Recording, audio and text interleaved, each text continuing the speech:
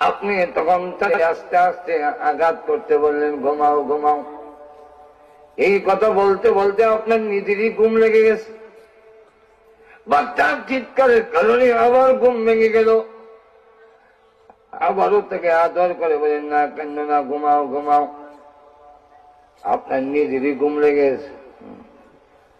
একবার, দুইবার, তিনবার, চারবারের সময় বাবা আর সহ্য করে না, করে একবারে কাটাচ্ছি,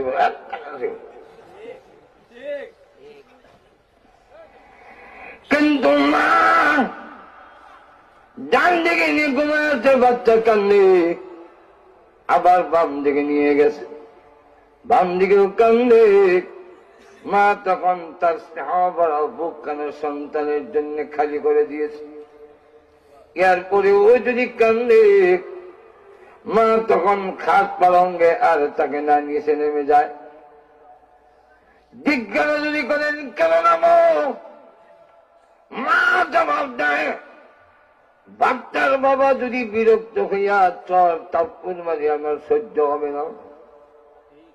সন্তানকে নিচে নিয়ে গিয়া হাদাহাদি করে, পাইসারি করে সারা রাত চলে যান।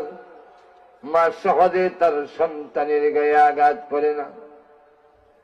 এই জন্য আল্লাহ রাব্বুল আলামিন মাকে এই যোগ্যতা দিয়েছেন, মাকে যত দায়িত্ব দিয়েছেন সবগুলো ঘরের ভিতরে পুরুষ বাহিরে করবে, নারী ঘর চালাবে। আল্লাহ রাব্বুল আলামিন বলেন, তখনই তোমরা ঘরে গিয়া শান্তি পাবে। লিতাসকুনু ইলাইহা, তাদের কাছে গিয়ে মহিলা কেন বানাইলাম? শান্তি পাওয়ার জন্য।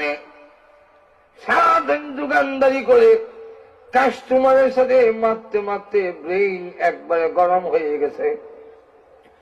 খেতে খাওয়া